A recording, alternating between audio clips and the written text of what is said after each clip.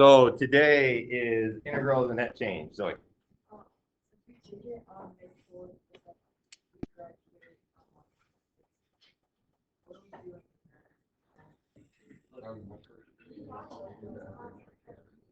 okay.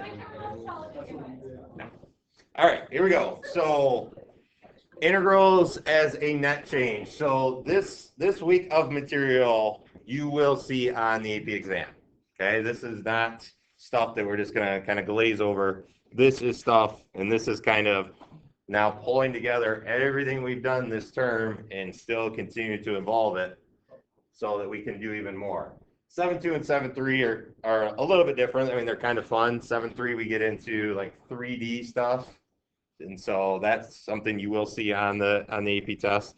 7.2 is not too difficult. And even today, it's just kind of some terminology, being able to work with initial conditions to get to a final answer. Okay, so integrals as a net change, linear motion, that position, velocity, acceleration. Looking at net change from a data table rather than just giving a function. And we're going to look at work, so physics stuff briefly. But then we're also going to highlight net change versus total accumulation. So those things we need to make sure, and that's going to be tied into linear motion as well. Okay, all right, so you don't necessarily have to write down this slide. So a few weeks ago when we started talking about integrals, we had that distance problem, okay? So distance traveled from a few weeks back. We say a car traveling 70 miles per hour, so that's a velocity. Okay, so if we're graphing, we have v of t is 70, traveling for 3 hours, we'll say from 2 to 5. And we say, well, how far did it travel? Okay, well, we were setting that up with our integral. Okay, so our integral was from, say, 2 to 5 of the velocity function v of t dt. All right, what this actually gives us is distance. So if we integrate velocity, so thinking velocity, the antiderivative of velocity gives us position, and so this gives us distance. One thing I want to highlight on here, so my velocity in terms of units, this was miles per hour, and my dt, my change in time, was in hours. And actually, I'm going to write this as miles per hour. And then dt means the change in time, so over the course of 3 hours, so my change in time was hours. And so we ended up with a units of just miles because these went to a useful form of 1. Okay, I don't know if I ever showed this explicitly what's going on, but when we're going from velocity, we integrate, we end up with a position function. Today, we want to make sure we are focusing on those units. And so here's actually what is happening. That's why we end up with miles. Okay. This represents a net change. So if we do an integral, this is just a net change, meaning that if we have some integral and we have a negative of the area and a positive area, well, those combine to give us a net amount. And we've already talked about this before, like when to use absolute value bars and when not to use absolute value bars. But just a regular integral, that is a net change. That takes negatives and uses them as negatives, takes positive, uses them as positives, combine those together, and that will give you your answer. But that's a net change. Okay? All right, so here we go. I got 7 examples that we're going to do today. So here's the first one. Interpreting a velocity function. So this figure shows the velocity function. ds dt means we took the derivative of some position function s of t. So the derivative of some function s will give us velocity. And then the velocity will be t squared minus 8 all over t plus 1 squared. Okay? So if we were to model this velocity function with a graph, it would be a line that looks like this. And it says where distance is in centimeters. So if we thought of our S of t was in centimeters, and time, so if we think of delta t, is in seconds. So this velocity graph, we know, would be centimeters per second.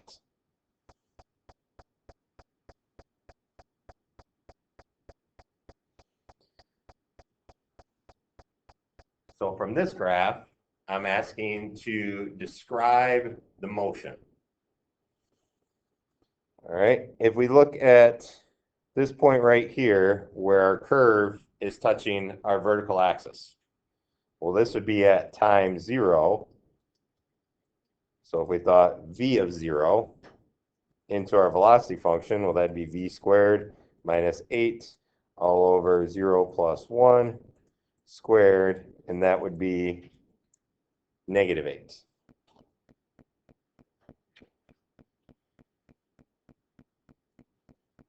I'm going to question you a lot on units for today's questions. So what would be the units on this negative 8? Centimeters per second. And what does that negative 8 mean in terms of motion of a particle along a horizontal axis? Okay, so it's moving left or backwards. Moving left at 8 centimeters per second. Okay, so that negative, we're working with a horizontal axis, and so it's moving left. What could we say right here where it's crossing the t-axis? And I'll tell you that's time 1.25. I'll tell you where it's crossing at. Okay, so v of 1.25 equals 0.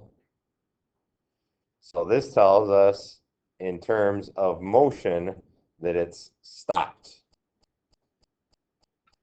Okay, we're not going to say anything about change of direction or anything because I want to know exactly at that instant what's going on. Well, from 0 to 1.25 seconds, it was moving left, and then it stops. And then after 1.25 seconds, it starts moving to the right. And then I could go all the way out here to 5. So right here is 5. Go up to my curve. At 5, it's approximately 25 centimeters per second.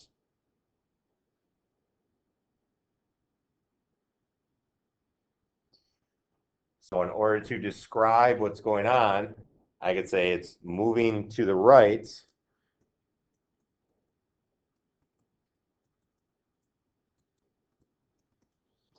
at an increasing velocity.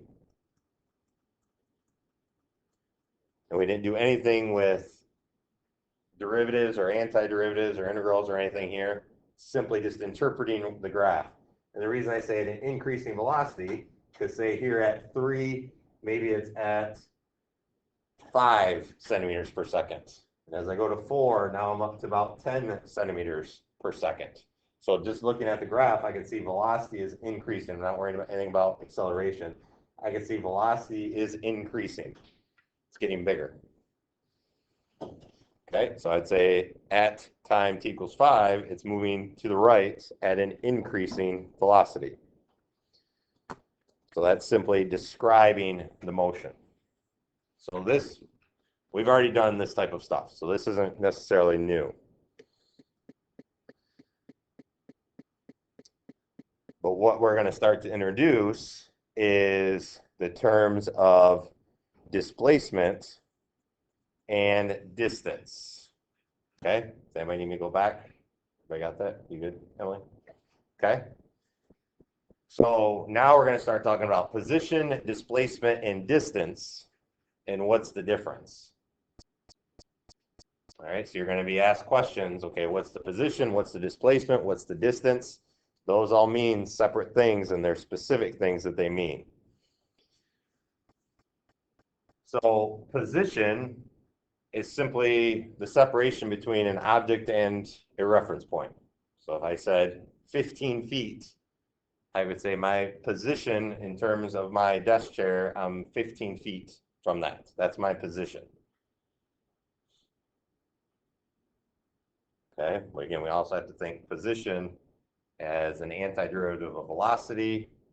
We're still kind of keeping that in the back of our minds as well. Position, if you think of it in terms of units, okay, it's not a rate, it'll be meters, it'll be feet, be something along those lines. Now, displacement is the change in position.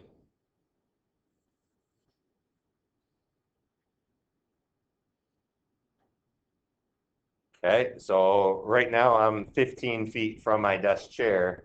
If I walked over to my desk chair and walked back to where I'm standing, my displacement would be 0.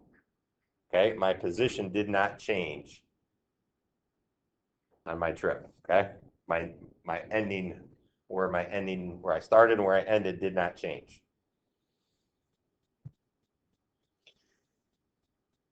Displacement, you can think of it as rate of change times time.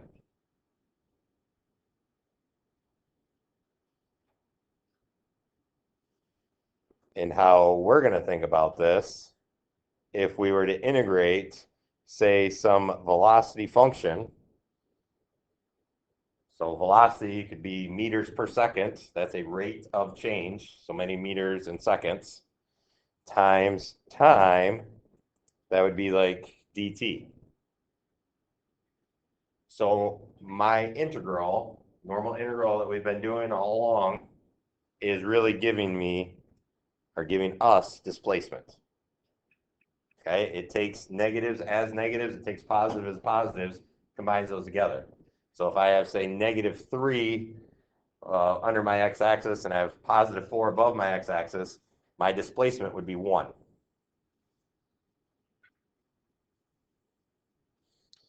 Now, distance is the amount an object moves. So if I were standing here, I walk to my desk chair and I walk back 15 feet there, 15 feet back to this spot, my distance would be 30.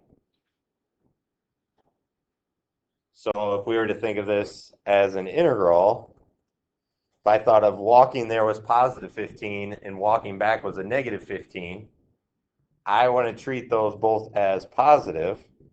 And so I would say absolute value of dt, or I'm sorry, absolute value of vt, dt.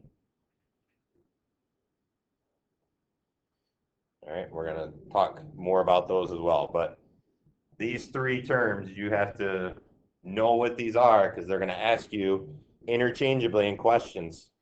Okay, what's the displacement? What's the position? What's the distance?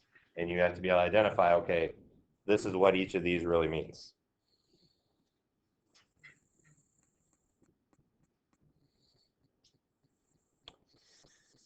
Finding position from displacements. Okay, so we know displacement. We looked at it as an integral of a velocity function. So we know we're going to integrate in order to find position. So it says, suppose the initial position of the particle in example 1.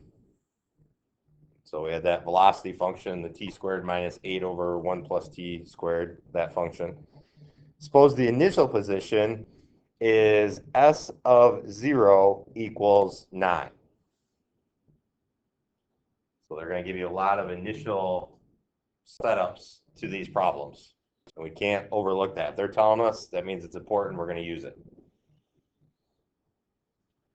So they're saying the initial position at time t equals 0 is 9. Well, what is the particle's position at time t equals 1? Okay, well, first I have to identify what my displacement would be. My displacement is how much it moved. And so I'm going to go from time t equals 0 to time t equals 1 of the velocity function dt.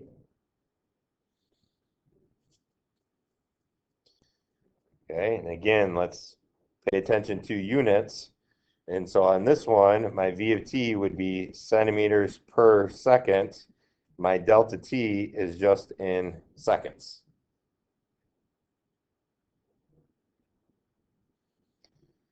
Okay, so we would integrate this. So 0 to 1 of t squared minus 8 all over t plus 1 squared dt.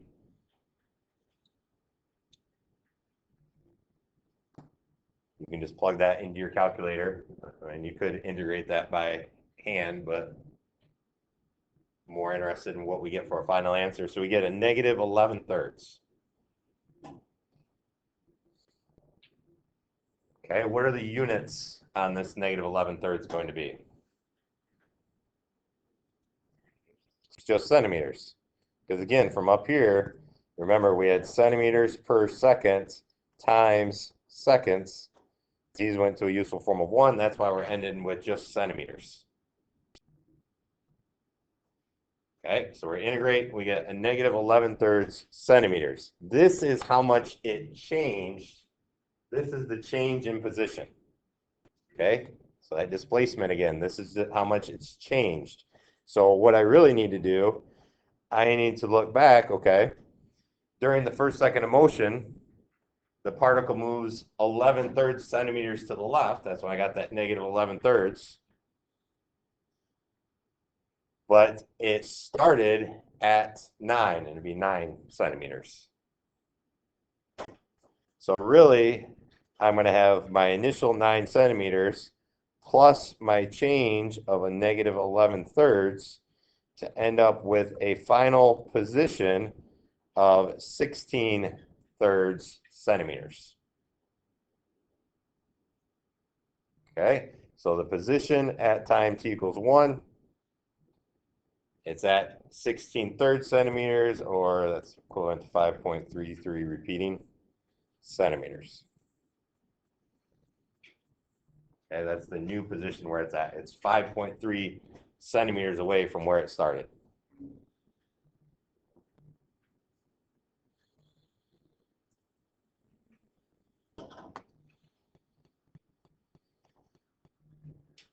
Okay, example 2, finding position from displacement.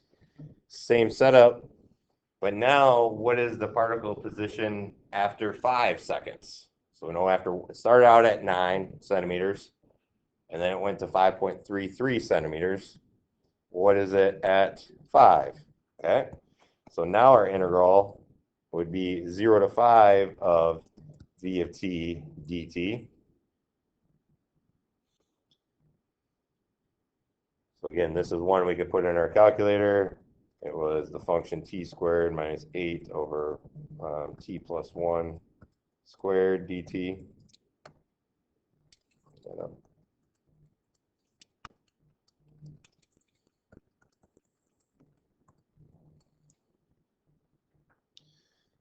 Work all this out, and I end up with 35, and my units on this would be centimeters. So I went from centimeters per second times seconds. And again, this is the displacement. So the change, so it moved 35 centimeters over the course of 0 to 5 seconds.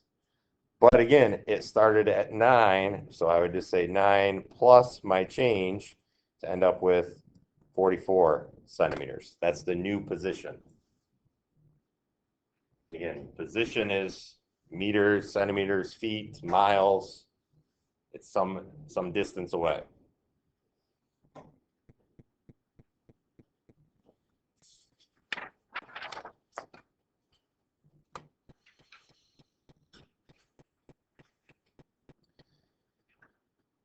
Okay, now total distance traveled. So same setup to the problem, but now we want to find that total distance traveled. So we're going to use our absolute value bars. And so it's 0 to 5 v t dt. And your absolute value bars are only around v of t. It's not absolute value around the entire thing. It's not absolute value around the dt. It's just absolute value of the movement, our velocity function.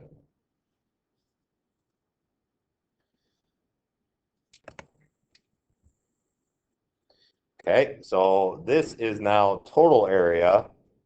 We're not worried if it drops below or not. We're looking for total area. And so it was that t squared function, 8 over t plus 1 squared dt. And this ends up being 42.59 centimeters. Again, you can just plug that right into your calculator. And actually, I'm going to put absolute value bars around this.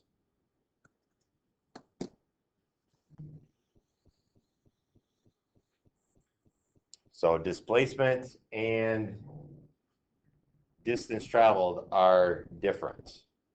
Okay, total distance traveled would be that 42.59.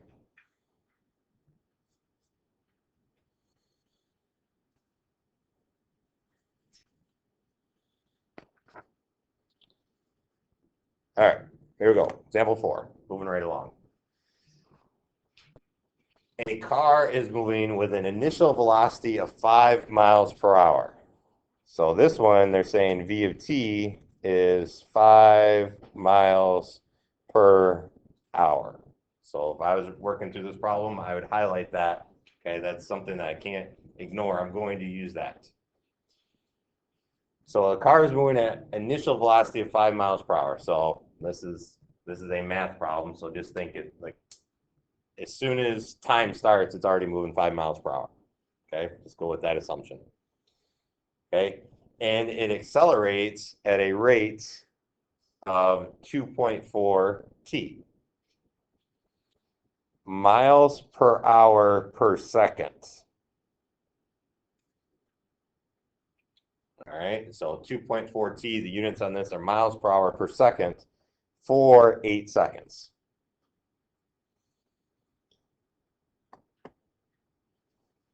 How fast is the car going when the 8 seconds are up? So the key word here, fast. So this is a velocity. So they're giving us an acceleration. They're asking us to find velocity when the 8 seconds are up.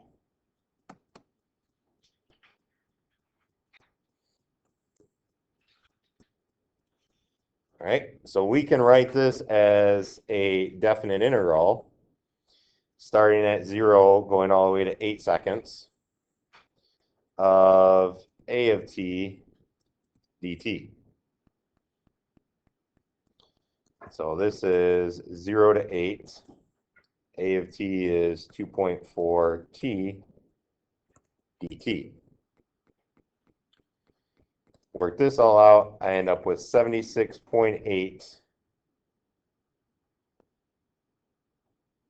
What would be my units on this? Okay, so this was miles per hour per second. Think about this, miles per hour per second times seconds. Okay, so the second, we could even think about it, this would be clear, miles per hour per second times seconds. That's why those go away. So all we're left with is miles per hour. And I'm just going to write it as a fraction to show that it's miles per hour. It's still a rate. Okay, but this again, this represents a change. So it started out with 5 miles per hour plus the change of 76.8 miles per hour. So the new speed, or how fast it's going, is 81.8 miles per hour. All right, so we got to figure out how much it changed during that time. and then still combine that with the initial, whatever they set us up to be initially. So we were doing initial position on the previous examples. This one, they're giving us an initial velocity. So you have to understand what they're giving you and what they're asking to make sure we combine correctly.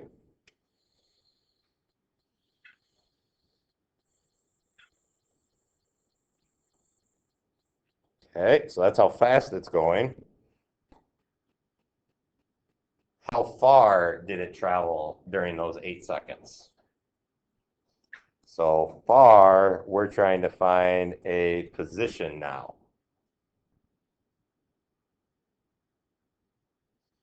So acceleration, 2.4 t miles per hour per second. Our velocity was in miles per hour. So now our final answer when we do this is going to be what? What will be the units on it? Miles, okay? And we have to check to make sure we're accurate with that.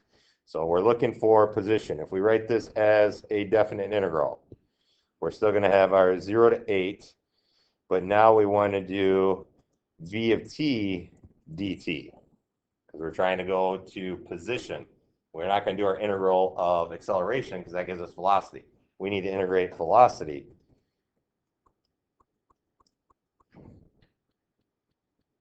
If a of t is equal to 2.4 t, what is v of t?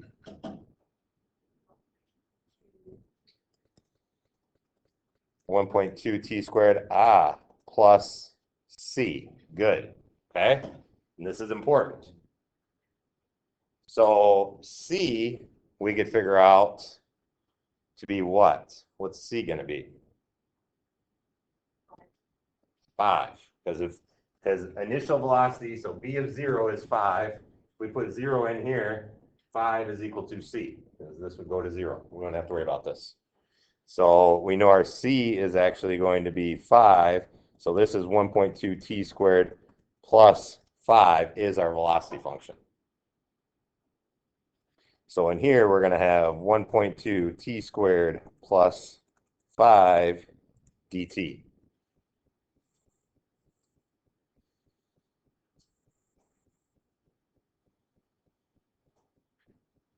Okay. Let's look at our units again. So I'll tell you first, this ends up being 244.8. So is this saying that in 8 seconds, when it started out going 5 miles per hour, in 8 seconds it went 244 miles? It's not possible. Okay, not in a car anyway. So let's look back at our units. So again, on here we had miles per hour times, or I'm sorry, this was just miles per hour. So this is just miles per hour, but my change in time was at seconds. So this is really miles per hour times seconds. We have to do a conversion here. 244.8, and I'm going to say miles times seconds per hour. Okay, I can do that. Okay, if I just move this over to this side, it's still the same thing. On the top, it's miles times seconds, and at the bottom, it's hours. So I have to do a conversion here. I'm going to multiply this by hours per second so that these go away. Because this is miles, 1 mile, 1 second, 1 hour.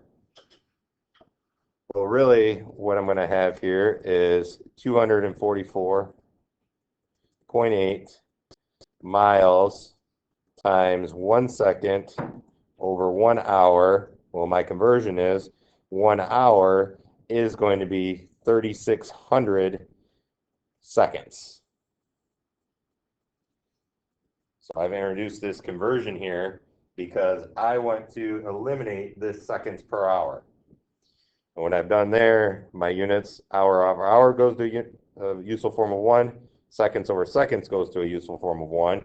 So really this is 244.8 miles divided by 3,600. It ends up being 0.068 miles for a final answer. Okay, that makes more sense. If I'm only going 5 miles an hour, I'm accelerating at 2.4 miles per hour per second. Still not that fast. So in 8 seconds, I'm not going to go that far. Definitely not going to go 244 miles. But again, really diving into what our units are, how our units work on this. All right, and we've up till today, I mean, I told you that, okay, if you didn't integrate velocities and miles per hour, you're going to end up with miles. Okay, it was instinctive. That's what's going to happen. Well, this is actually showing you what's happening. Our units are going to a useful form of 1, and that's why we're able to get it into the units we want. Okay, all right, here we go. Example 5. Flying through. From 1970 to 1980, the rate of potato consumption was this function in millions of bushels per year. So whenever they give you the setup to the problem, if it is a rate, they're most likely going to tell you in the setup that it is a rate. Okay, and then we can also look at our units and determine what the rate is. So this is millions of bushels per year. And so I'm already thinking, okay, bushels per year, B per year, something like that. Since with T being the years, since the beginning of 1970. How many bushels were consumed? Okay, so we're in bushels per year, and we want to get to just bushels. So I know I'm going to integrate my function. Were consumed from the beginning of 72 to the end of 73. So we can set up our definite integral. So let's look at the lower bound first.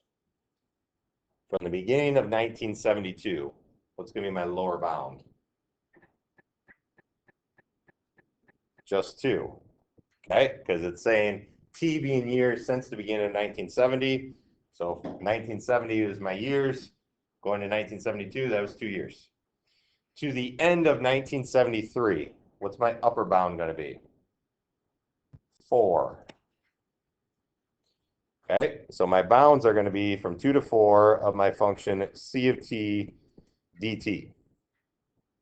And they tell me what this function is. So 2 to 4 of 2.2 plus 1.1 t d of t. If we're to look at units on this, we know this is bushels per year times years. dt is in years. So that confirms that we're going to get an answer in terms of bushels. And so we get approximately 7.066 for an answer.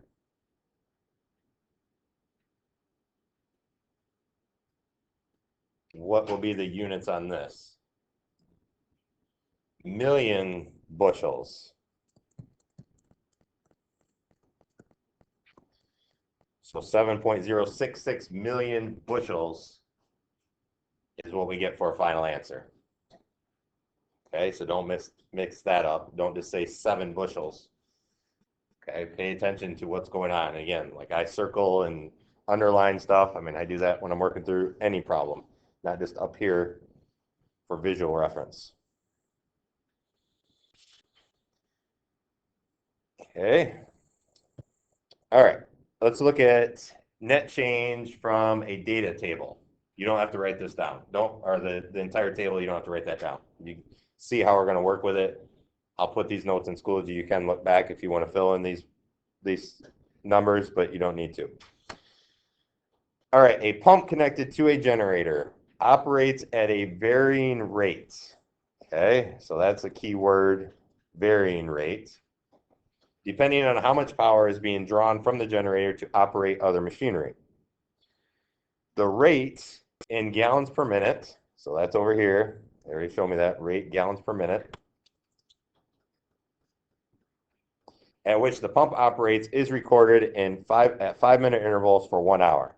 So I can see on here, 0 to 5, 5 to 10, 10 to 15, so on and so on, all the way up to 60. how many gallons were pumped during that hour. So they're giving me a rate in gallons per minute, and they're asking me to find gallons. Okay, I can do that. So my gallons is going to be my integral from 0 to 60 of some R of t dt. Let's use R to represent my rate piece going on.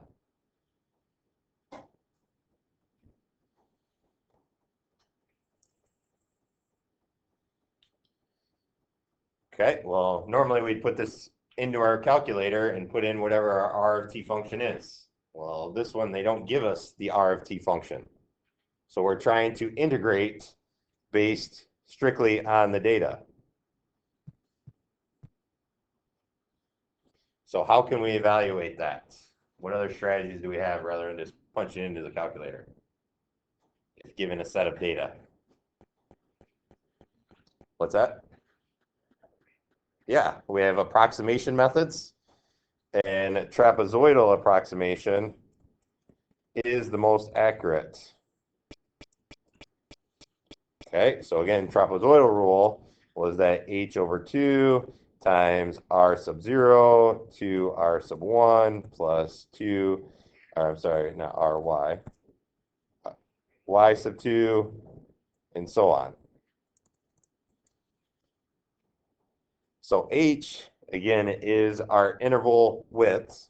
Well, in this case, it ends up being a nice number because this is 60 minus 0 divided by 12, which ends up being 5. But we can see that, and they even tell us that it changes by 5 every single time. So we'd have 5 halves multiplied by y sub 0, which is 58, plus 2 times 60, plus 2 times 65, and I would continue that all the way out until I end up here at my final 63.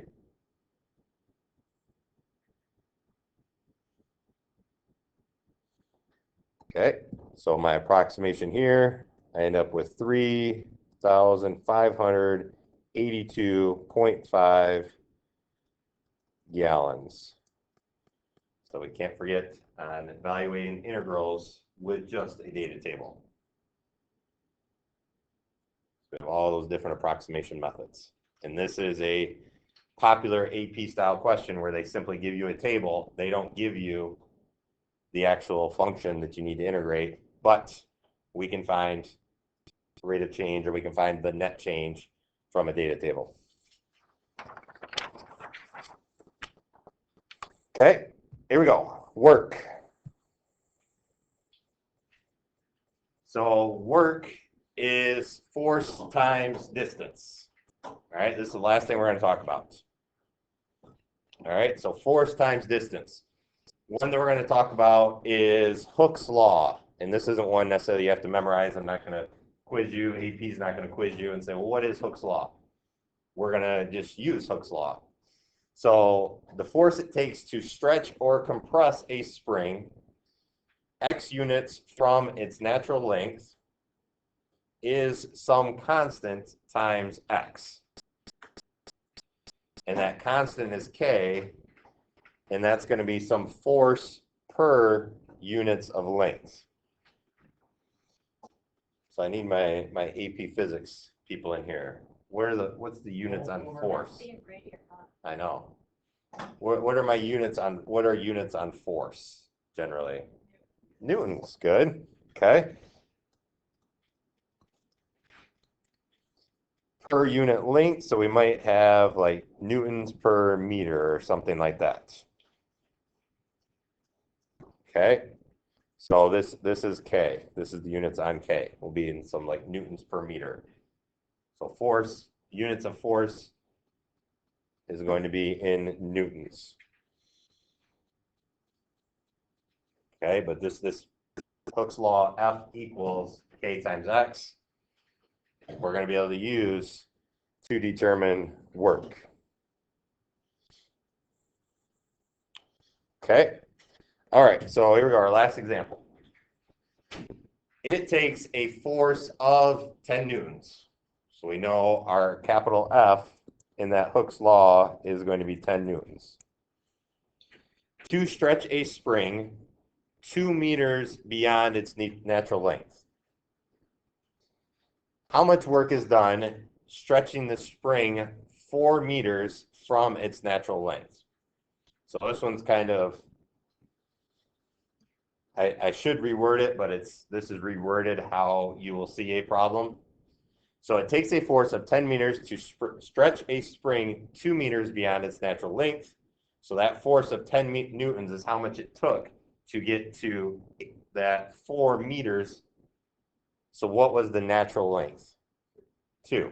Okay, so that x, that natural length, it's kind of goofy, but that natural length is 2 meters. So it's saying we're at 2 meters, it was stretched to 4 with a force of 10 newtons. So I don't like how this is worded, but I'm going to stick with it because this is kind of how you'll see the wording. It says how much work is done in stretching the spring 4 meters from its natural length. So first off, we need to figure out the force. Okay, so the force is 10 newtons. The x is going to be 2. And so we can find that constant k. So if we use that F equals k times x, k is our unknown, x is 2. So then we know 5 is equal to k, and this will be Newton, and we're in meters. So 5 Newton meters is going to be our k. So our force equation, or our force function, is just 5 times x. So again, using that F equals kx, we know k is 5, so we can use F of x equals 5x. All right, so that's good.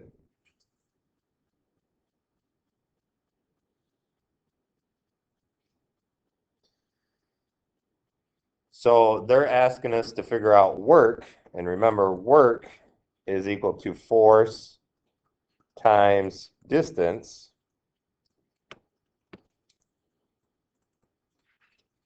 And so we can actually set up an integral of our force function, that f of x, times distance, which I'll call dx. Okay, if we think of this in units, this is in newtons, and this is in meters.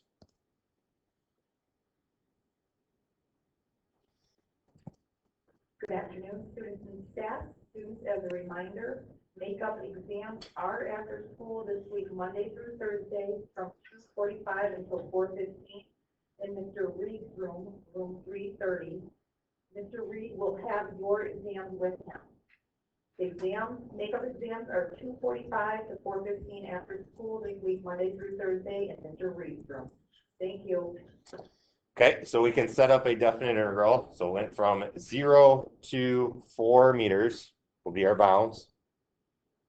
Okay, our force equation is in newtons. Our change in x is in meters. So we could set this up 0 to 4 of 5x dx. We do this, we end up with 40 Newton meters, which is the same as 40 joules. Yes, Emily. Because we're looking for an entire rate of change, and so are you thinking why is it not 2 to 4? Okay, and so we're trying to find the force. So 10 newtons to stretch a spring 2 meters beyond its natural length, and so we want to know essentially the 0 actually is kind of like the starting point, like it's not stretched. Okay, so this one ends up being 40 joules, which is the same as 1 Newton meter. Okay, so in Math Excel is 7.1, and that tomorrow will be a work day though.